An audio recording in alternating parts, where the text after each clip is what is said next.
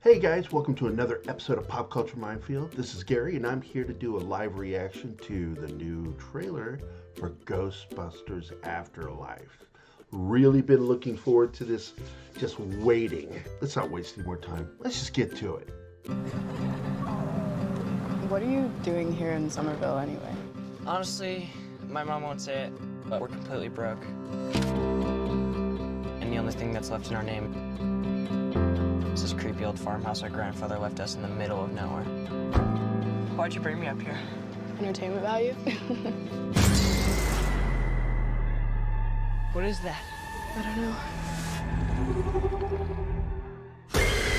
Oh yeah. Somehow, a town that isn't anywhere near a tectonic plate, that has no fault lines, no fracking, no loud music even, is shaking on a daily basis. Under the dining table now! Hey, remember that one summer we died under a table? I found this in my living room. Whoa, killer replica. A replica of what? A ghost trap? There hasn't been a ghost sighting in 30 years. New York in the 80s, it's like The Walking Dead. Your dad never mentioned this to you? It's just my mom. My grandfather died. My mom says we're just here to pick through the rubble of his life. Wait a minute. Who are you? That give me goosebumps. Call it fate. Call it luck. Call it karma. I believe that everything happens for a reason.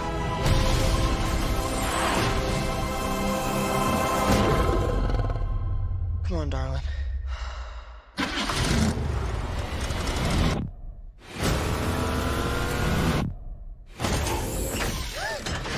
It has a gunner seat?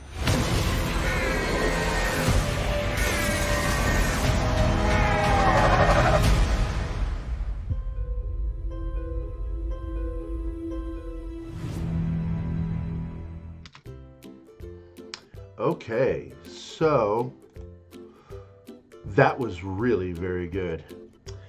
I don't even know where to start. First of all, a story. It's a story about people. This is something that was so lacking in the 2016 reboot that they just didn't understand what made the original so good. It was a story that had people in it. This is a story about a family that's lost everything, and they have to retreat to their grandfather's farm. And who is Grandpa? You know it was Egon. There's some interesting little Easter eggs in that trailer I really enjoyed. We'll get into that in a second. I want to point out something that's important about good storytelling and good character creation. What you have here are interesting kids. And unlike the original Ghostbusters, our main characters seem to be kids in this film, which I personally think is a great idea. You know, because really this is in so many ways not just a film for us die-hard old fans, but a film really for kids. Let's get the kids involved. Let's not make it naughty. Let's make it fun. And at the top of this is, like I said, this story where things are happening. And in the original Ghostbusters, there were all these real things going on. Even with the supernatural, it all felt real. And the comedy was in how the characters react to it, the things they say. And like when the kid's underneath that table with his mom and his sister, it's like, hey, remember that summer when we all died under a table? That's classic humor. That's classic Ghostbusters humor. It's the kind that works, that Ivan Reitman made famous, and that this film seems to be embracing, unlike the last one, where it was just all shtick and gag, shtick and gag. It had one scene in it that I thought was worth the crap. That was when Leslie Jones is walking down the hallway and runs into those creepy mannequins, and she's like, oh no. And of course, they had to come to life. And that was the only time I laughed out loud watching the film. Nothing else I found funny in that film. This feels natural. You know, because Ivan Reitman is one of those directors, and it looks like his son took on this mantle of embracing verisimilitude. You know, even in fiction, there's truth. And so he found the truth of these characters in this family story, and I like the idea. I like the idea, the premise. They told us a bit of a story, a lesson to people out there on how to make a trailer. Watch this trailer. That's how you do it. It tells a little story without giving you the whole movie. And so, very exciting.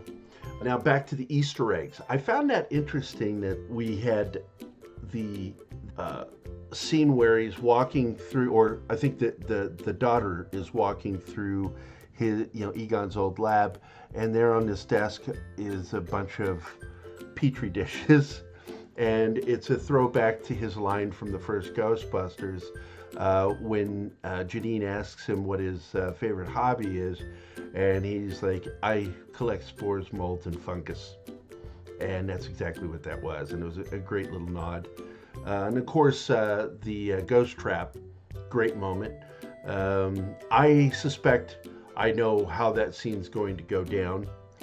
I also believe I know what the crux of this story is going to be from the trailer. I don't want to spoil it for myself or for you, but I suspect that what's going on there at that farm was an experiment by Grandpa to try to hold all the ghosts that they caught, and that it is a dump site that after 30 years is maybe getting weak. Something's happened. Nobody to watch over it.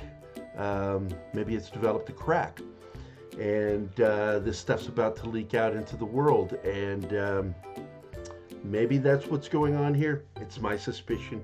I could be wrong, but that's what I would do if I was writing it. I think it's it's that it goes back once again, an Easter egg to the Twinkie line from the first Ghostbusters, and they're living on top of a giant Twinkie. Past that, once again, it's got to be a good trailer to give me goosebumps, and that trailer gave me goosebumps twice. I'm thoroughly enjoying it. I love the gunner seat. They intentionally blurred that that ghost on the street. It kind of looked like Slimer. I don't know, but they blurred it with CG. So if you try to pause it like a lot of people do, I think the producers are aware of how savvy some of us video editors are, and are not going to let us show what that is. We'll get to find out later with a clearer image when the movie comes out. So, but that sure looked like Slimer to me. I like the fact that we don't know who the bad guy is yet. I like that. It's going to be interesting to see how they pull this off with a villain, if there's even going to be a villain, but I suspect there has to be a villain. For Ghostbusters to really be true to itself, there always has to be a jerk or a bad guy. In the first group, Ghostbusters, it was actually not Gozer, the Gozerian. It was the bureaucrat. In the second film, of course, it was Vigo. And now in the third film, I wonder what it's going to be. I'm excited. I hope you're as excited as I am. I sure am. And I'm looking forward to talking to Keith in our next episode about this trailer, because I'm curious how he's going to react to it. But with that, that's the episode. Hope you enjoyed it. If you have any thoughts on the trailer yourself, you think I missed anything, please comment down below. And with that, this is Gary, and I'm out of here.